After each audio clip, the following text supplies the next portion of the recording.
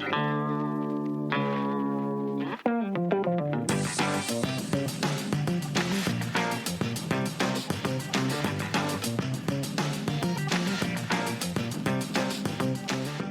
me, are you willing to dance with death in the pale moonlight? If so, then I welcome you to a podcast of Rare Antiquities, episode 51, where we will discuss Ingmar Bergman's 1957 film, The Seventh Seal, which stars a whole bunch of people whose names I will not attempt to pronounce, with the exception of the great Max von Sydow. Welcome, Jeff. Again, been a long time. How are things? Things are pretty good, man. It has been a long time. I didn't recognize any of my technology. I had to dig my microphone out of a drawer and I didn't know what the hell it was. I was like, what's this weird ball-looking thing? Well, you hope it's not been used for other nefarious purposes, so. Yeah, exactly. Well, it was unplugged, so I'm sure that the NSA or the CIA or whatever was not listening to my voice. But yeah, it's good to be back. It's great to be back. I don't know about you, man. Do you remember how to fly this thing? I guess we'll find out. But yeah, it's been a while. As you're aware, my dad passed away from cancer back in June. So yeah, we've been taking a break from this thing, especially through the summer here. So it's a weird podcast to, this specific episode's a little weird to dedicate it to my dad, but I'd like to dedicate this one to him. May he rest in peace wherever he is. Going back, when I mentioned this before to you, Jeff, that we are going to do The Seventh Seal, it seemed you were at least familiar with the title of the movie. Have you seen this one before, or were you aware of its existence? No, I had never seen it before. I was aware of the film and its general concept, and perhaps my greatest familiarity with it came from the sort of the parody of it in Bill and Ted's Bogus Journey. That's kind of the extent of my exposure to this one. Yes, for me, I wouldn't go that far. I actually have never seen Bill and Ted's. Maybe I've seen the first one, but not the second one. But I've been aware of the parodies that have happened with the scene of them playing chess, the knight and the character of death there. I've seen that in many. The picture itself has been used many times in different media. So, and then yes, the parodies have been used quite a bit here. So that's really my only acknowledgement of the film, aside from the fact that it's a celebrated film and a very respected film. So I thought I would pick this one out of the closet. It was something I've always wanted to see, and here we are. We're going to talk about it. So the good old Max von Sydow, assuming I'm pronouncing his name correctly, old Lor Santeca there. So what do you, what have you seen him in outside of this movie? His role in Sylvester Stallone's Judge Dredd's a classic, is it not? Yes. How about The Exorcist? You've seen that one? As far as Father The Marin? Exorcist, of course. That's probably the most famous one, right? Yeah, Father Marin there. That's probably his most famous Western role, at least. So yeah, I'm trying to think. He's been in so many things, but you're right. The only things I can think of off the top of my head now is Judge Dredd, his bit in Star Wars there, obviously Game of Thrones, and The Exorcist. So I think Judge Dredd's the crown jewel, though. Isn't it? I thought you liked The Force Awakens, so I thought that would be your pick. No, I like The Force Awakens. He's in that for like a cup of coffee, and then he gets unceremoniously sliced in half, right? So I figured Judge Dredd was just a more noble death than any movie with Rob Schneider. I mean, come on. Sylvester Stallone and Rob Schneider. That's a duo. Yeah, that's a duo right there. There's a show. All right. How about I jump right into a plot synopsis here to get this thing rolling, and then I can hit you with some trivia afterwards. Sound good? Yeah, let's do it. The Seventh Seal, otherwise known as Antonius Block and the Last Crusade, or Antonius and John's Bogus Journey. So I thought I'd throw you the bone there. Surviving and still reeling from the medieval crusades, knights Antonius and his squire John return to Sweden, only to find the plague wreaking havoc throughout the country. After resting along the beach, Antonius awakens to find death in the form of a man staring at him. Albeit ready to die at any time, Antonius challenges Death to a game of chess, with an agreement if he beats Death in a match, then Death will not take him. Death agrees, and they initiate their match, which will take the course of several days to complete. Antonius and John then continue on through the countryside, where they meet traveling stage actors Joff, his wife Mia, along with his infant son, and the stage manager Jonas. Just that morning, Joff had a vision of Mary and her infant boy Jesus playing around in the field, but nobody in his company believes him. Later on that day, Antonius and John visit a church where Antonius is fixated on the mural being painted of the Danse Macabre, which depicts the dance of death. John chastises the artist for furthering fear of the common folk, but Antonius is fixated on it and realizes that time may be ending for all, and he wants to do one good deed before his time is up. Antonius then goes and confesses this to a priest and states that he has been playing death in a chess match, and even reveals his chess strategy, but then finds out that the priest in the confessional is Death himself again. Worried, Antonius leaves the church but notices a young woman outside being prepared to be burnt at the stake for witchcraft and consorting with the devil. He hopes maybe she is the genuine thing and can gain insights into what is beyond death, but he finds nothing sensible with her. Still questioning the meaning of faith, Antonius and John head to a deserted village where John saves a mute girl from being raped by a man named Raval, the same man who convinced John to join the Crusades to begin with. John tells Raval if he sees him again, he will take his face off. I even did the gesture there. The mute girl then joins John to be his co-pilot, as she now owes John a life debt. They all go into town, where they see Joff and his acting caravan putting on a performance for the town. However, Jonas has the Kavorka and lures the local blacksmith's wife away, and they leave the town to bump uglies for a good while. Later in the town's local pub, Raval and the local blacksmith have enough of doom and gloom plague talk and start bullying Joff, with Raval manipulating the blacksmith into thinking his wife is cheating on him with Joff. As they mock and bully Joff, John walks in and slashes Raval's face, disfiguring him. The blacksmith feels remorse for what he did and apologizes to Joff.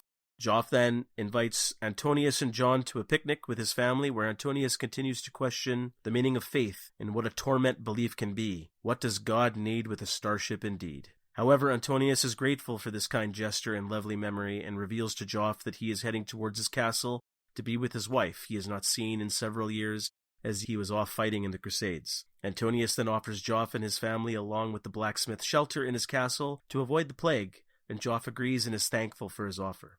On their way to the castle, they bump into Jonas, the stage manager, along with the blacksmith's wife.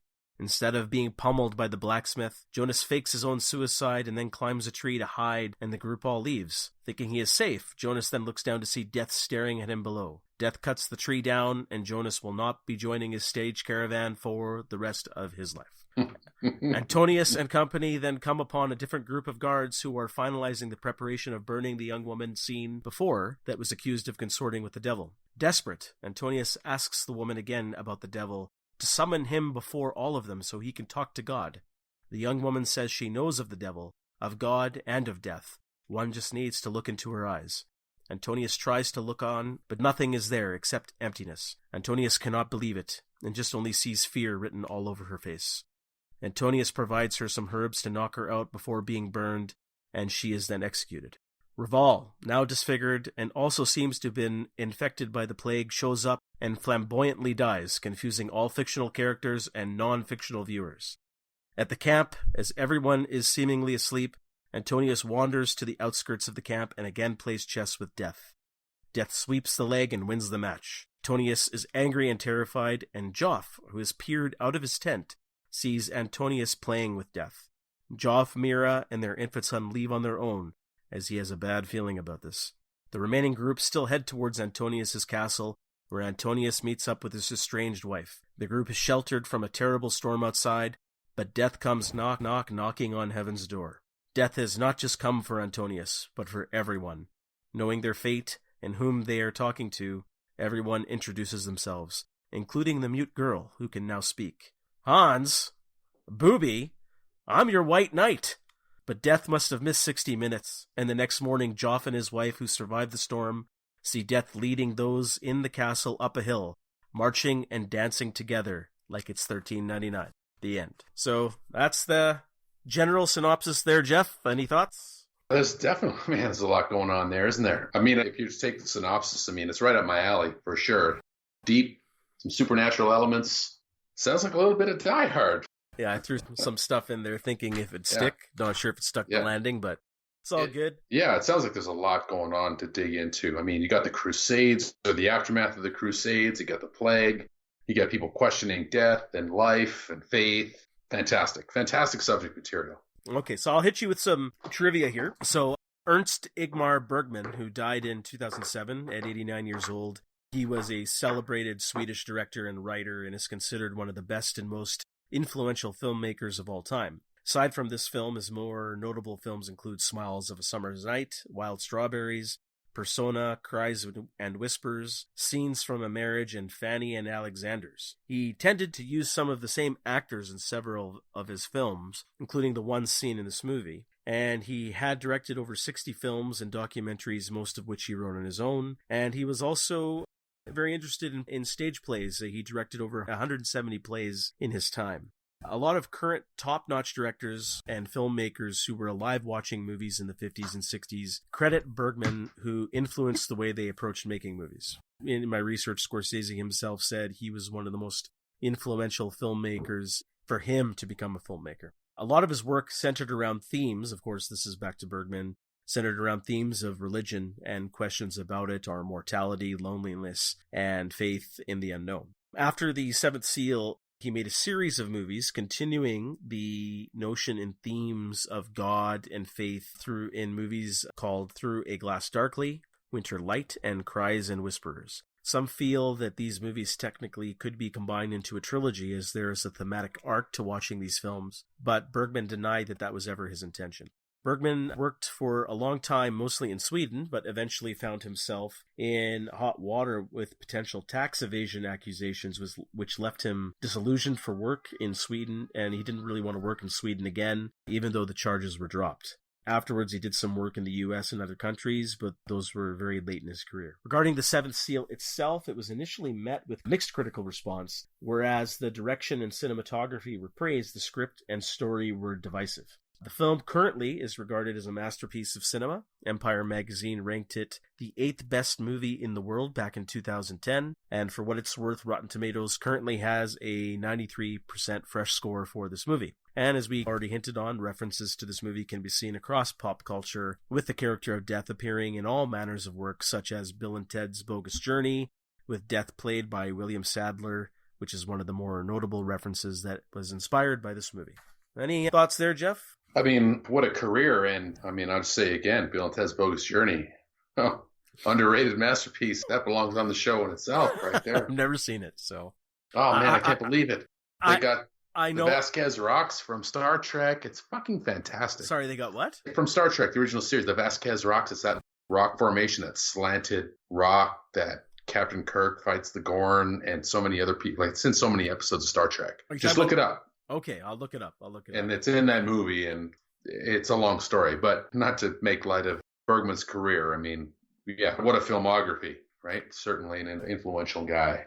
I have not really seen any of his movies, Bergman. No. I've always been meaning to. I'm assuming you haven't then either, just by that. No, I have not. Okay. Yeah.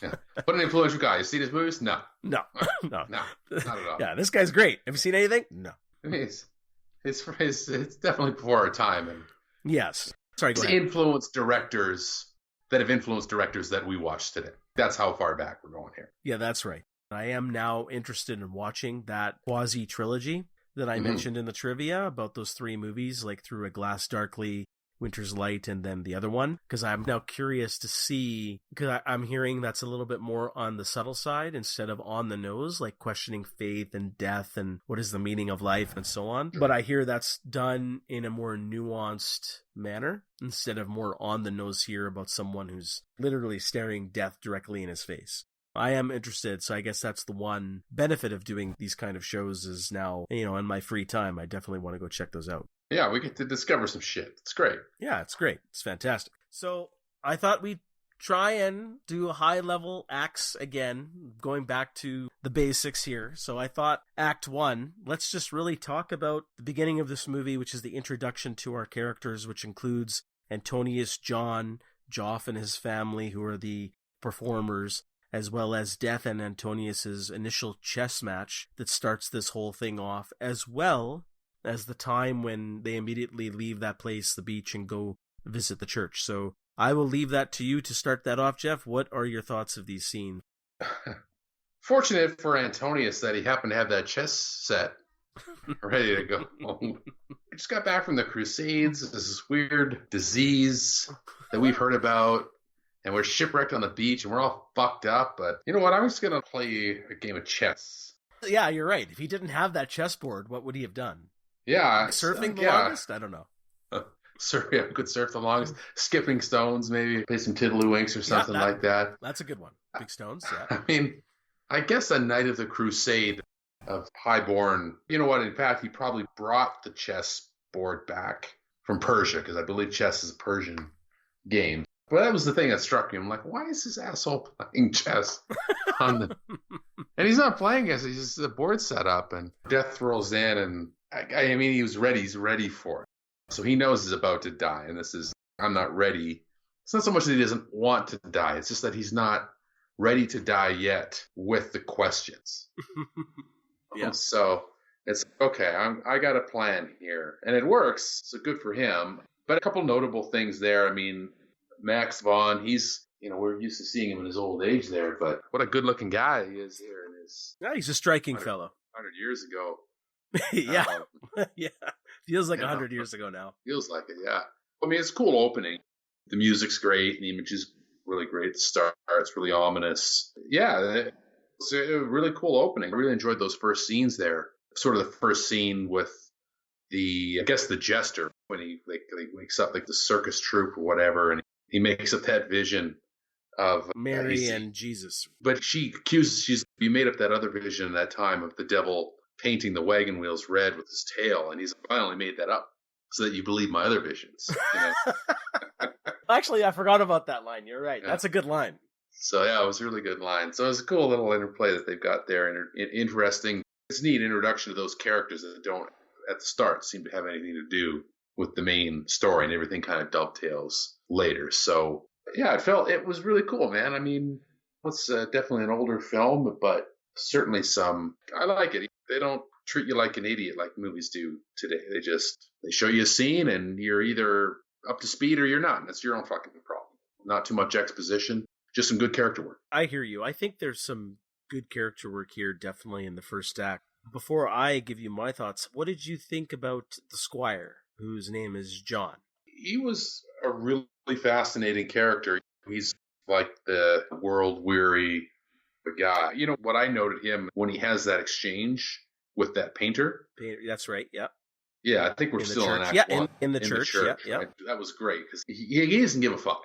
We know that Max is, what's the character's name again? Antonius Block. Antonius. We know he's really concerned about the metaphysics here. He wants to know the mind of God. And the Squire, he's give a shit. He sees the world for what it is, and he's not an evil man, but he's a real pragmatic dude. He reminds me of a dude in Game of Thrones who was like Jaime's right-hand man. Oh, yeah. I know exactly what you're talking about. Yeah. Reminds me of that cat.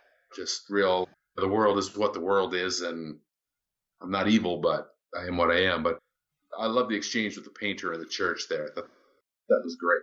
That's interesting, because I had a different view of John. I mean, while I did enjoy the exchange between him and the painter in the church, I just found him one note, but maybe that's okay for a film like this, because he's playing the, as you said, pragmatic or straight man. He's telling things how it is, because what I loved here and who I connected to and how we're supposed to connect to this film is Antonius, who's Max von Sydow's character. Because I loved the fact that this is a guy, I think we see him praying when he wakes up before he sees death, because he's come back through those horrendous and torturous crusades, which definitely have fucked up your mind, body, and soul. And so you're asking a lot of deep existential questions at that point about life and about death and about who you are and about God. And then he thinks he's coming back home, and he sees the plague ravaging his country.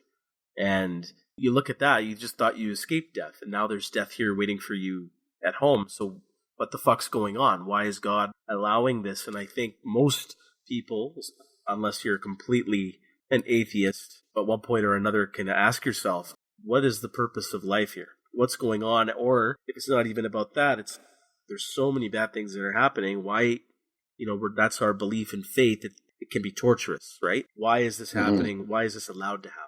If there is a greater power. Things that we can't put a stamp on, but death can. And I love the introduction of death here in their initial conversation. I found that fascinating. I even found death being amused by this whole thing. Oh, okay, chess match. Why not? I love the fact that he's trying to give Antonius a chance, even though we know, and death will know, that, yeah, you have no chance, but I'll give you one anyways. And I found that humorous, engaging. Cinematography, I wanted to touch on that here too. I found these opening shots against the beach, as well as the countryside, just absolutely gorgeous, especially for its time. It really drew me in. And you were right about the music. You gave that little hint. While I wasn't absolutely thrilled with the entire score through the movie, I found the beginning and the end to be very ominous, and I really liked that. I thought that was... It drew you in right away. So I already talked about John and then Antonius. Yeah, Joff meeting the artist caravan there, I mean, I thought that was okay. We're looking at...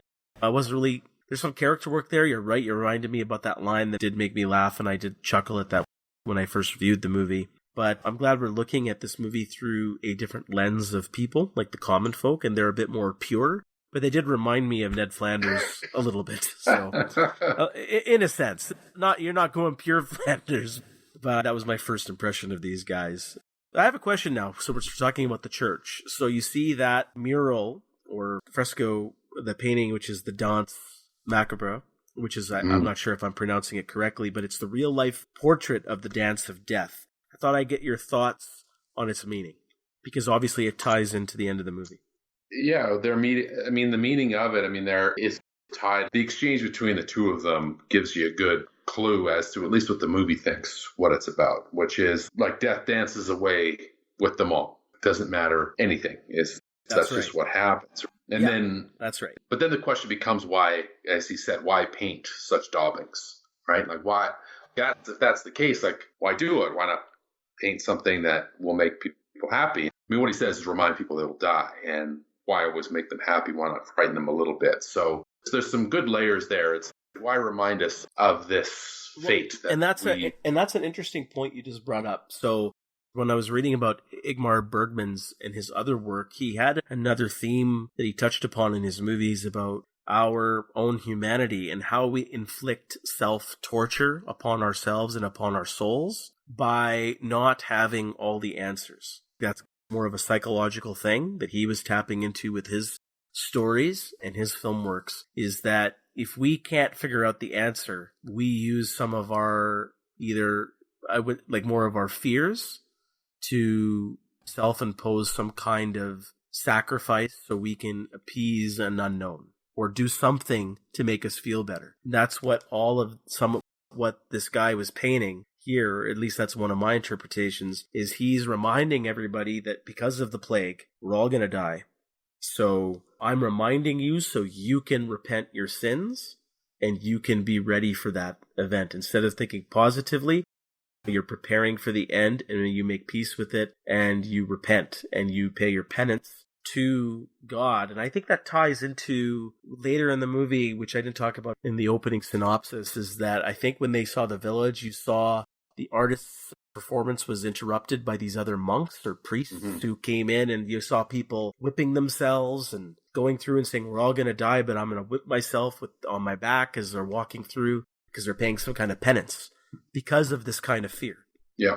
There's a bit of a commentary through a lot of these items, a lot of these scenes here, and not to get ahead of ourselves, but I think that the painting of the church and what you were talking about there, the performance that's interrupted by what is effectively another performance, because all of those people are reenacting the crucifixion of Christ. But it speaks to the nature of like art and like people's relationship to it. And like culture endures death. So that's how we perpetuate ourselves. I mean, obviously we perpetuate ourselves biologically, but in order to we pass on what we know, but we do that through our stories. And our stories are our culture and always have been. Mm-hmm. So, I mean, where he says, it doesn't we don't always need to make people happy. Why not frighten them a bit? But we can paint death and we can show that's what happens. But guess what? We're still here. Like death takes us all, but we all still continue on. Culture endures. And I think that's an interesting commentary on our relationship with art and these types of things, because we're all going to die, but guess what? We're still all going to be here because we have our stories still. Mm-hmm. And I think that's a lot of what weaves its way through this. And yet it escapes the grasp of Antonius, right? Because he wants to know God. That's so fucking funny, because how you're describing all this is Game of Thrones, and he was the three-eyed raven. Yeah. And what is it called? Those ice, what is it? White Walkers, right? Yeah, the White Walkers. They were wanting to wipe him out because he was the keeper of all the stories. Right. So it's interesting how you just tied that kind of together. Yeah, maybe George R. R. Martin isn't a total pervert, and he actually had some real culture in there. He's a pervert? I don't know any of this stuff, but anyways, there's a lot of underage sex in those stories. But anyway, okay, going back to, I mean, I agree with what you said. You explained it well, but I do agree with what you initially said about the painting as well. Is that it doesn't matter this kind of dance of death. It doesn't matter who you are, how rich you are, class, race. He's coming for us all, and in death, you will all be together, whatever that means. In the vast emptiness of nothing, or whatever it's going to be. That's what my interpretation of that is. Now, I have a segue question for you, Jeff, before we move on to Act 2. When death comes for you, and you can play any kind of game or scenario to get out of dying, what would you choose? Let's see. I would say GoldenEye in the basement with power weapons. Okay, which character are you going to be, though? I'm not going to even cheap out, man. I'll go straight Bond, baby. I'll do Pierce. I'm going to choose Pierce. You're not going to go odd job there? No, I don't need him. I dominated the basement with power weapons. I don't think I ever lost a match. I don't know. I think I took you out a couple times, but that's okay. Maybe a couple. I mean, that's like a 2% ratio. Yeah, I just killed that. I don't know why that was my jam, but it was good. What would you play? I put a couple of things here. I mean, I always said if I gotta go, I'd like to die in the ice. So I said shootout. Go shoot out against death. Great scene there. That's awesome. He's the goalie. I'm the shooter. I don't think I have much chance there, but it's all good. I had another option. Halo multi, all Rockets match.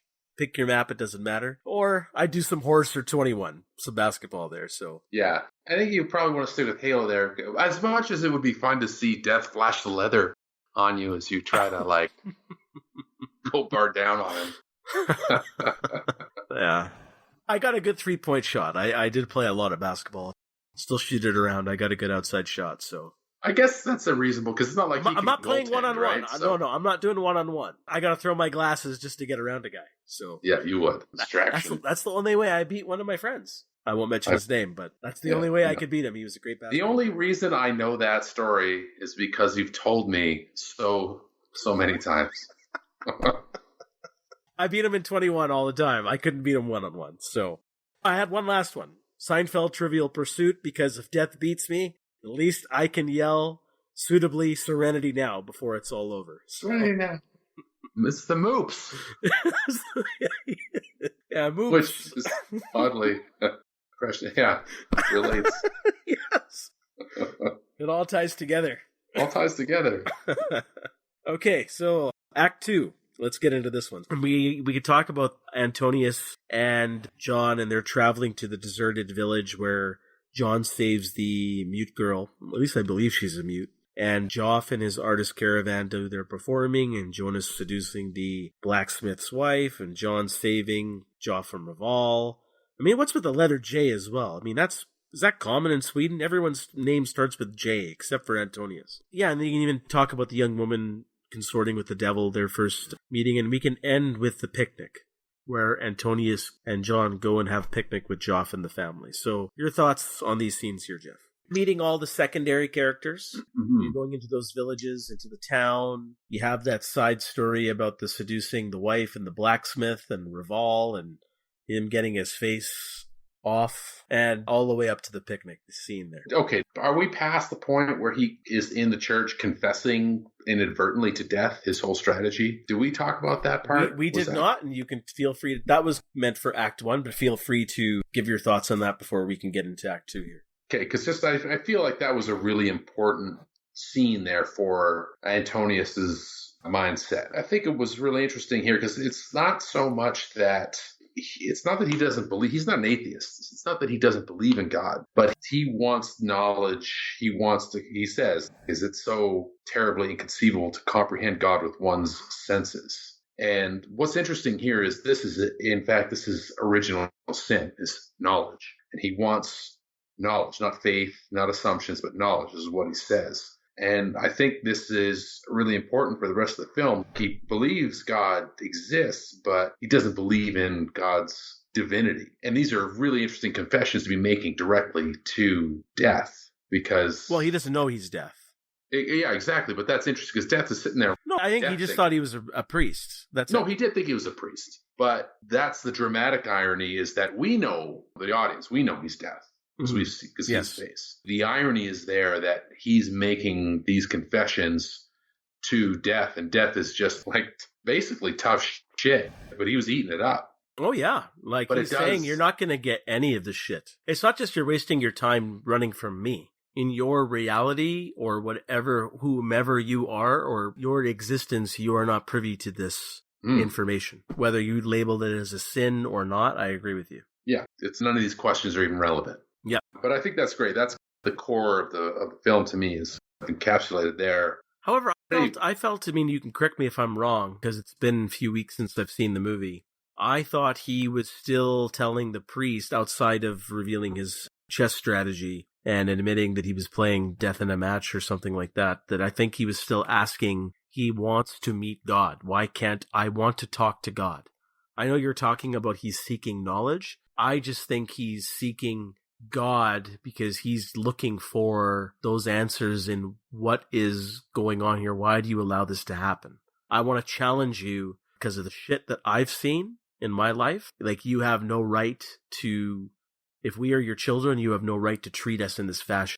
These old kind of religious concepts or how people even feel. That's my interpretation of his confession, but I could be wrong. Some of the wording or the verbiage might not be correct. Maybe fits more in line with your interpretation. No, I don't think you're wrong. I think that certainly the events motivate him to want to ask these questions. I mean, when you've seen what he's seen, it's only natural to have the questions. He's angry. And I don't know that it's necessarily that he wants specifically the answers to, like, how dare you treat us this way? But the fact that they've been treated this way leads him to even ask the questions like, what is all this shit?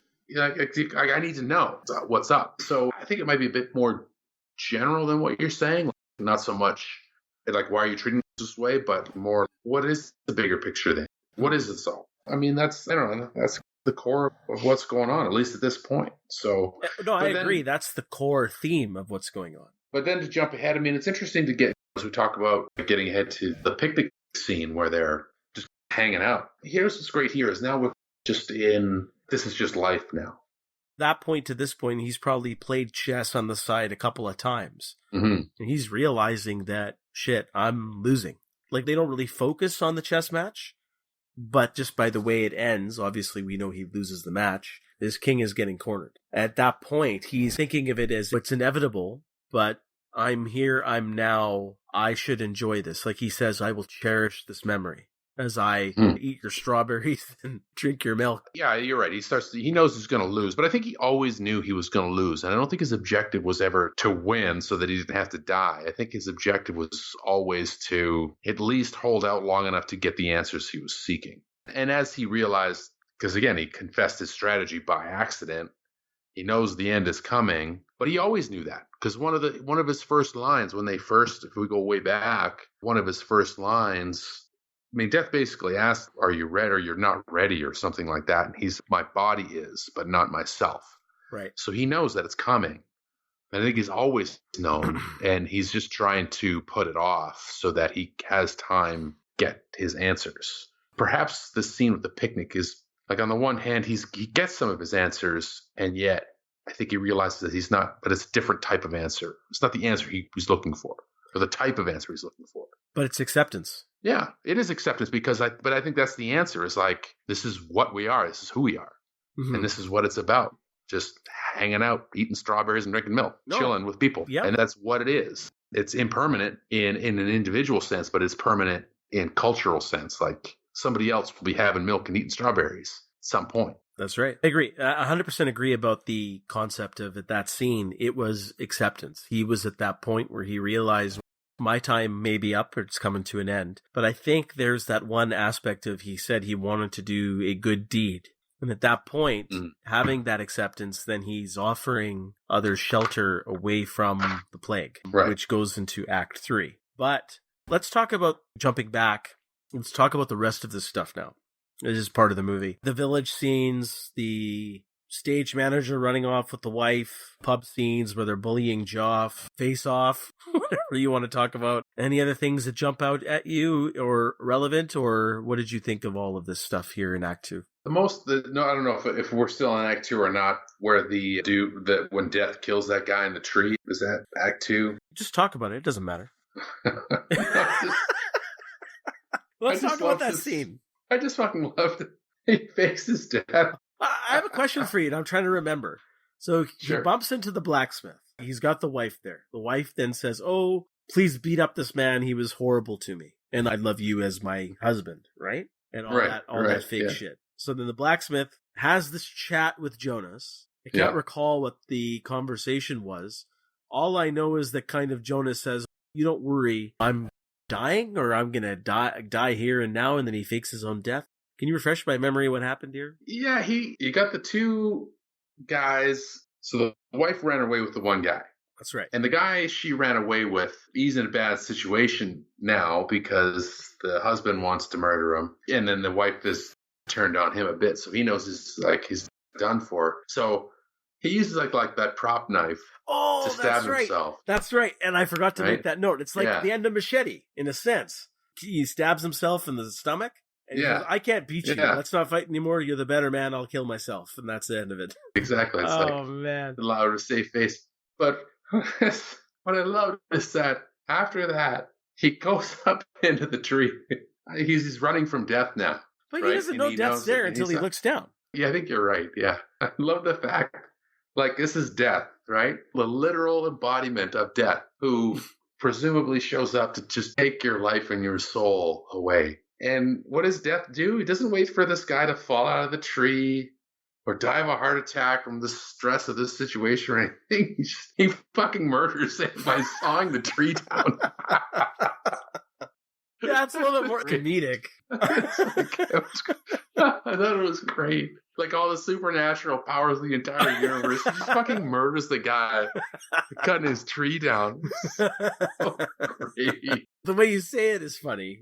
I don't know if it elicited that kind of reaction out of me. I was just like, that's it. I thought that scene would play out better is if Jonas was seeing Death's face through like crowds or something like that. If we got to know Jonas in a few extra scenes, or even at the beginning, he just sees him, Jason Voorhees, he's like out in the bushes. And that'd be great. He's just like walking really slowly, right? Is that Sasquatch? Death.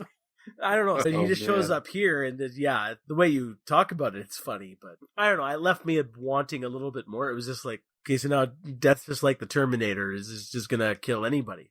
He is Death, so he's not going to kill anybody here. He's going to kill everybody. Well, technically, yes. Just his methodology was suspect. That was hilarious. How about the character of Raval? Any comment on him or the blacksmith himself? Because these guys had some, I wouldn't say adequate screen time, but enough to be noted. Yeah, I don't know. I mean, I didn't know exactly what they gave them enough screen time so that they weren't just extras.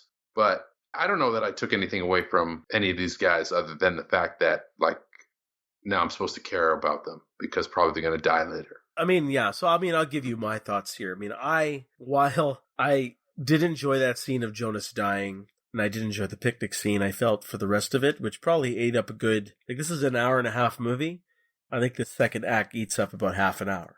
Mm-hmm. And I felt the bulk of it was a bit of a slog, in my opinion. So I felt that they lost a bit of focus off Antonius in the second act, and they added a lot of filler. And I'm wondering, just based on, I am no historian on Swedish films here, but just knowing how films are structured, whether they're domestic for us, North American films, or foreign films, you have to appease a certain audience to come view your film, and they have to have a certain level of enjoyment and relation. So they add these common folk who are here that maybe some people back then can relate to get them invested in this film. Oh, yeah, I like that blacksmith guy. Oh, I like that Raval guy. He's a clown, an idiot. Oh, this Joff guy, let's see him dance on the table. I've seen that happen at pubs and things like that. I'm just wondering if this, to me, this screams of filler. I'm losing too much focus on the main character. Max von Sydow, with the exception of this picnic scene, was hardly in here in this second act. It was really focused more on John the Squire, his beef with Raval, and then dealing with the blacksmith and Joff. So I'm wondering if the focus is from Bergman was saying, okay, now I want to view this kind of situation through the lens or the eyes of like Joff, who's more pure. He's more of an innocent, pure-hearted guy caught up in all of this shit. What happens to him? And I just lose his focus here a little bit for me. I mean, you could be right there. It's dramatic film. Like, it's a Shakespearean technique to bring the everyman into your story so that everybody can relate. Because you're right, our main characters are who? Like this Knight of the Crusades, his squire, Death. We relate to those characters. But sure, the blacksmith and the actors and those guys are a little more blue collar, if you will. So that could certainly be. I mean, we know that death's coming for them all, as is part of the point of the movie, that it probably makes sense to have just your regular folk in there. And that could be the entire purpose. I mean, they do form a little bit of a group, right? A fellowship, if you will, as the movie comes on. So we do need something to care about. And that could be what's going on here. I think you're right that the message, the momentum of the film slows down through the second act here. Okay, let's move on now. So let's get into Act 3, unless you have any other thoughts here in Act 2. No. Okay, no. So now we're finishing the movie here. Let's not forget some scenes here. So on their way to the castle, so Antonius has offered everyone shelter from the plague, because that's the good deed that he is doing. He's also doing another good deed on their way to the castle. He meets up with the young woman who he saw before near the church. She's about to be executed, burned at the stake there, and again asks her about, show me the devil. I want to talk to him. Give me some insight into God. I want God to be summoned among us so I can talk to him and all that stuff. We have Raval showing up out of nowhere just to die by the plague. We have Joff witnessing the final chess match between Antonius and Death. We have Joff witnessing that chess game with Death, and then he hightails it out of there with his family. And then the remaining group go to the castle just to find Death waiting for them. And then we have the final scene. So your thoughts here, Jeff? The witch burning scene was, it was disturbing because she was resigned to her fate. And I'm not sure if they were meaning for us to think she was an actual witch or not, because witches aren't real. So they were just burning innocent women at the stake when they were doing this thing back then. But she seemed to be resigned to her fate, and she was putting it on too. It's like, I've seen his face, and sucking him in a little bit. But she didn't want to be rescued, so maybe she did believe that she had seen the devil's face, but she didn't really give him any insight. It was interesting. That's what that's what he turned to. In absence of being able to talk to God, being able to see God, I'll settle for the devil. That is interesting. My questions. Yeah. He's just so desperate at this point. But he also doesn't give a shit about good or evil or right or wrong. He's not worried about his soul or salvation or any of this other stuff that you'd normally be concerned about if you were a Knight of the Crusades, if you were Christian, Catholic. At this point, he's left all that behind. And that's what I took away from here, is he's left all that behind.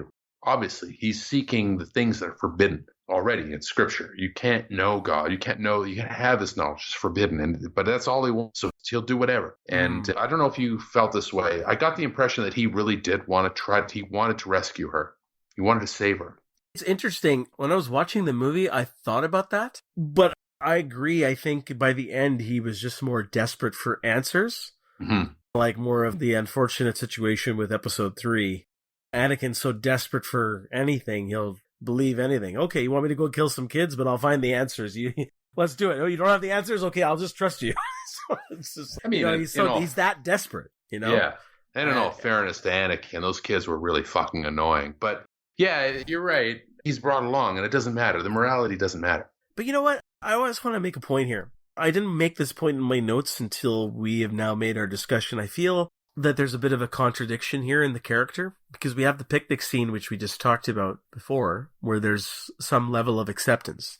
And here now, seeing this woman, and he's accepted his fate. Even though the match isn't done, he knows he's cornered, and he wants to do one good deed, which he's on his way to do, and he can still help this girl. When he sees her, he gives her the herbs, so she doesn't feel so much pain when she does get burned alive. He says, I'm still desperate. I want to know the answers. I want to talk to God. Instead of accepting his fate, I found that there's a bit of a disconnect between what I just witnessed during the picnic scene and here. And I felt maybe this would have been better placed earlier in the movie. I'm not sure. I can see what you're saying. I think tonally speaking, it would have been hard to put this earlier in the movie because it feels like it's building towards a climax at this point. Mm-hmm. So, like stylistically, from a filmmaking perspective, I don't know if that would work for the story. I see what you mean. Like there might be more of a progression if he sees this first and then he comes along later to the picnic scene where it's almost like he's seeing the good, if you will, the actual purpose, which is just people being people. But yeah, that's a good question. Yeah, maybe you're right. I don't know. I didn't write it down, but now that we were talking about it, I was just saying we just had this character go through this round of development, and now he's back desperately seeking answers again. And we did meet her earlier, though, right? They did run into her chained up outside of the church, right? So yeah, so because they knew what was happening before, and now it comes to a head. But maybe that's about part of the journey. Is like they saw that before, and that was the first hint that maybe we could talk to the devil, and they come to the picnic scene where this is what it's about. It's just people, and it's all good. But he was still skeptical at that point. And then we come here to the burning at the stake, and because it's not like he comes out on top, right? So maybe it does fit. You can't know. Well, yeah. I don't even mind the revelation of when he's desperate. She says what she wants. I know that she says something along the lines of, I know the devil, I've seen the devil, I can talk to God, whatever you want, right? But John then says, in talking to the gods, and he reaffirms and says, she's just talking gibberish. If you look into her eyes, there's nothing there. It's just emptiness. And then when Antonius does that, he looks at her. He's in disbelief. He was so wanting to believe, but when he looked into her eyes, he saw nothing but fear. Mm-hmm. Because she is about to die. And that backs up what you're saying here, is saying that we have no right to know. It's not our place to know on this level of existence that we have. And that's part of the journey of death, is that's when you'll know. Mm-hmm. But so I don't mind that kind of revelation. It's just I found my only point is that, as we said there, I felt there's now a disconnect between what he had in the picnic and this point. But anyways, be that as it may, I still like that extra, not layer, but that extra kind of proof point in the story. Even then, this lady of potential witchery or whatever, she's near death, and there's still nothing to be gained from her either. Every witch from here forth shall be called the Lady of Witchery, as you put it. Not a witch, Lady of Witchery. Lady of Witchery. Anyway, continue. All right, how about the rest? So we talked about the woman here. So really, that's a couple of things. So we got that weirdo Raval, who now just shows up, screams a bunch of nonsense, which I can't remember, and dies from the plague. Then the castle where Antonius's castle sees his wife. He has all the people there, and then death comes knocking. It almost feels that they might, like for a bit here, I don't know if you agree, felt like they might win. They might beat or at least delay the inevitable. At this point, death's coming for all of them and coming now, except for the family. They took off. They fucked off, right? Yeah. He saw death and said, shit ain't right. I'm out of here. So yeah, shit ain't right. I'm too young for this shit. Yeah. And so they fucked off. It almost felt to me like they were not pleading with death, but trying to like reason with him, empathize. Like we cool, everything's good. And it was sad because I think they all were accepting their fate while still hoping that this wasn't what was going to happen. You're talking about them being calm when death enters the castle. Yeah, because exactly. I wanted to ask you, what did you think of that? Because I'll be honest with you, if I saw that happening, I would have rushed him.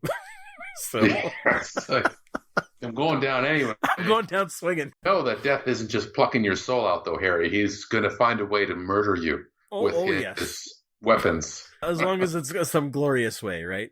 So yeah, exactly. Yeah. He's ripping a batleth out of his belt, and he's just eviscerating you. Hey, that's Crotch okay. to forehead, man. right up the gut. If it's an honorable death, I'll take it. You rushed death and ate shit for it. I'm not really sure. That's what I took on. Is they were like, they knew they didn't want to go, but they knew that they had no out. And then they had their own dance with death, which was seen on the hill there, on the hilltop there. And he never really gets his answers. No, and I guess that's going back to one of Bergman's themes, is that, at least from what my research, is that it's always the question and contemplation. And because of his religious faith, he was asking these questions through his art and saying, is this all there is? What is this meaning? But I'm probably not going to get the answers, so I'm just going to end up dead without knowing anything, and hopefully there'll be something on the other side. Yeah, maybe so. It's like an episode of Deep Space Nine. You know, it asks a lot of questions, and then, it's just, you want answers, you're on your own, motherfucker. That's not for me to answer any of your questions. And I think that's what Death's position was. Yes, I'm not here to answer anybody's questions. You know, this is how we roll, baby. It's not even just that. Maybe death is just death. There is nothing there. It is just pure, vast nothingness. And there are no answers. You're getting nothing. It's a depressing thought, but a probable reality is that once you're gone, and that's it, the end of it. And that's a probable reality. But I do think that the answer, as much as there is one in this movie and in life, is we can look at who did survive, which is the actors. That's right. And that was one of my questions. So who do they represent? If you want to look at it from the characters that we've witnessed, we have two Crusaders who have probably committed some atrocities here. Yeah, one or two. So we've got Raval, who's a motherfucker. We got Jonas, who was sleeping with the man's wife. The only question I had, and we have the blacksmith's wife, of course. The only question is, you got the mute, and you have the blacksmith in the castle as well. Maybe it's just their time, and that's part of the message. It can happen to anybody. Doesn't matter. Race, creed, good guy, bad guy, black motherfucker, yellow motherfucker, white motherfucker, brown motherfucker, doesn't matter.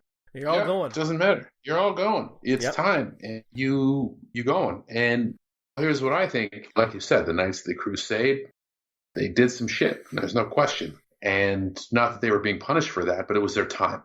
And for everybody else in that group, it was their time. So what I was going to say was, and its culture, art endures. Like, it's our culture that endures, but it's embodied here with art. So whether it's the painting in the church, but it's also the performances, right? These people telling, it's our stories. That's what endures. So I think that's why the actors, that's why they made it. Because they're the embodiment of the stories that we tell that endure. You don't escape death, but that's how we escape death.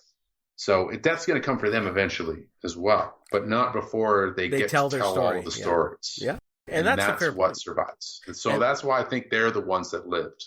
Okay. That's a excellent point. I 100% agree with you, because they're still telling the stories. So they get to live another day or die another day. But unless he was just telling Antonius whatever he needed to hear, didn't Death kind of say, you're bringing them to the castle, so I'm also interested in them? Because anyone going to the castle, he was going to take, whether it was their time or not. So these guys were initially heading with Antonius to the castle. Death even talked about Joff, the wife, and the kid to Antonius in their last chess match. So did he spare them because of that, or it's just not really explained? I guess it depends on if you're talking about like fate and it's your time, and anybody you bring to the castle, it's their time. Maybe, right? But if you don't bring them to the castle, it was never their time because they're never going to go to the castle. So there's a bit of a chicken and egg situation going on there. But I guess you can't look into the eyes of death because that's just what's going to stare back at you. Yeah. I mean, maybe Antonius realized that at the end. We're facing down them on. That's all that's going to happen to us. Mm-hmm. That's tough to say. I actually prefer your explanation about why Joff and the family lived, because they're still telling the story and it's not their time, and art lives on, and that's a form of story. I like that explanation better. I was wondering if because they were pure-hearted and innocent, and a family group, there's an innocent child, and because they didn't do anything. We were dealing with, as we said, crusaders who've committed atrocities, rapists, people who have threatened other people's lives with violence or have committed violence, adulterers, those are the people that mainly went to the castle. Mm-hmm. So I'm wondering if that was that pure black and white difference is why they lived. But I don't think so. I think I prefer your explanation there. I mean, it doesn't have to be any one thing either. I don't think we can discount what you're saying because you're right. Like, those were the characters that didn't make it. They weren't necessarily pure. And so I think perhaps their, I don't know if you want to call it their sin or their impurity or whatever, perhaps hastened their end. And maybe that was the message they were trying to get across. Like, we already know death's coming for us all, but there are things that will hasten it, perhaps. Like, and maybe that was the message in there. Could be. It can be, you know what I mean? Like, it doesn't need to be one thing. It's a pretty layered movie, so... Yeah, maybe a better script than I'm giving it credit for, or initially giving it credit for. So, you know, not being able to, I mean, reading the translation and subtitles, I think there was it was very complex. Yeah, that pretty much wraps up the movie there, Jeff. I just want to ask you then, what did you think of was it visually striking seeing death leading them up the hill, all intertwined and dancing in that fashion? What did you think of that last shot? Yeah, I dug it. Oh, yeah. I thought it was great. Yeah, the wind's kind of blowing and there's just in silhouette. Fucking fantastic. And these guys, they were not like just marching. They were in some kind of hypnotic dance. Like their souls were leaving their body and they were on their way to a new plane of existence.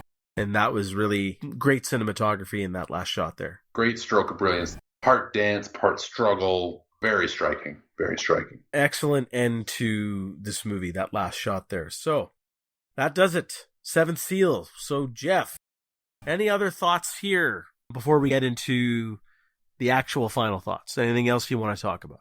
No, not specifically. I mean, I think it was visually, it was very interesting to look at. The cinematography was really good. And sometimes you go back and watch movies from this time period, and, you know, you got to watch it for that time period. But sometimes yeah, you need that disconnect. Yeah, exactly. But sometimes it can be it can feel very static. Like I watched an Alfred Hitchcock movie not long ago, and it was very static. Like the camera's kind of in one place. And that's hard because that's not how movies are made right now. But this was I felt it was very dynamic. So very advanced for the time from a directing and cinematography perspective. So I thought that was great. Yeah. It was not dull to look at. Very stylish, very cool.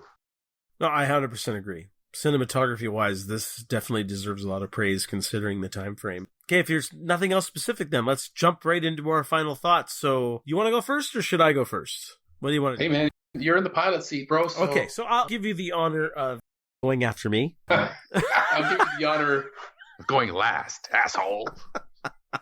Hey, usually that's a good thing. So, final word. You get the final word. So, actually thought this was I'm still on the fence of saying if this is the classic that it's built up to be. It's very difficult to classify this as a rare antiquity. To do a film like this justice, I would probably have to be more of a serious film student and watch and study all the films from that era as well as foreign films from that time to see how this particular movie transformed the film industry. All I can go with my gut instinct here, seeing the film. It's a definite recommend. I'd say even a high recommend. Not 100% sure it's a rare antiquity. And my main beef with the movie is mainly due to the pacing of the second act. And the second act itself with these side B characters. As I said, we lose a tiny bit of focus here with Antonius and his searching for answers. I felt that if they played a little bit more on his relationship and discussions with death a bit more, I think I would have felt a bit more connected in that second act, and I think it needed a little bit more of that in this movie. However, the performances are very solid, especially from Max von Sydow here. I think everyone did a top-notch job. There's nothing wrong there. I even like the character of Death himself. I wouldn't say he had deadpan delivery, but I thought he played it straight and to the point as it should be. And, because of some of that delivery, it ended up being slightly humorous at times, which I found interesting. As we've talked about, the cinematography for its time is excellent. A lot of great shots. Outside of the introduction and the ending, the music I felt a bit underwhelming. Again, it's been a few weeks since I've seen the movie. I can't recall how much music is in this movie, except for the beginning at the end, which was great. The last shot of the movie, absolutely fantastic. And yeah, that's it. A high recommend for me. Very curious to see more of Ingmar Bergman's work, especially that trilogy, and I'm hoping there's a little bit more nuance there about the exploration of what is life, what is death, and the meaning of all this. I think if that's a lot of themes in his movies, I'm looking forward to visiting some more of his work. How about yourself, Jeff? I thought it was dope. I dug it, man. I thought it was really good. Lots of meaty issues to chew on here. I mean, the nature of death and faith and culture and art and why we do all of the shit that we do. It was great. Asked so many interesting questions, and it was great to look at. And what a cool concept. Like, this dude's playing chess with death in order to answer the questions of existence. I mean, shit, in a perfect setting, like after the Crusades during the fucking plague. I mean, man, there's so much packed in there, and yet it didn't feel overstuffed. And like I said, the performances. Max Vaughn, baby. Oh, yeah. Super duper sexy. I loved him. He was solid. Great. He was solid. I mean, yeah, I recommend the shit out of this movie. Go watch it right now. I mean, I found it free on YouTube. Yeah, no, definitely. Everyone should be watching this film. But yeah, is it a rare antiquity, Jeff? Yeah, I think so. I definitely think so. I don't think movies tackle these types of questions in such a complex yet still coherent manner. How many movies have you seen weave together like life, death, faith, culture, and like the ramifications of what the questions we ask and what we do? I mean, Fast and the Furious 8, maybe, but other than that, nothing else really dares to dive this deep. Nobody has the balls to even try to do this, and if they did, they would probably fail hard at it. It's a rare antiquity for sure for me. That's great. I wanted to give it the antiquity stamp. It's gotta fly through the movie, and that second act for me was just, it hit the brakes a little too hard for my liking, so I had to give it still a recommend. High recommend, but not a rare antiquity for me. I guess that does it for today, Jeff. Episode 51, we finally got it done. The Seventh Seal. I am waiting with anticipation on what you have in store for us next time. Lay it out. Let me ask you a question here. Do you like Val Kilmer? Sure. Why not? Sure. All right. Sure. So we're going to roll back to 1985 in the mid-'80s summer comedy classic Real Genius. Oh, okay. I've never seen it, but I know of it, so can't wait. Can't wait to watch that one. You're in for a treat. All right. Can't wait, buddy. Sounds great. Yeah. Hopefully we'll see you sooner than 6 months from now. We'll get this rolling, and because you brought it in at the top of the hour, to dedicate this episode to your dad, we'll bring that back around. I know he was a great guy, kind man, and at least in some small part he can live on through our ridiculous ramblings here. But cheers. Thanks, buddy. All right. Cheers to that. Cheers to that. It was fun. I'll see you next time. All right.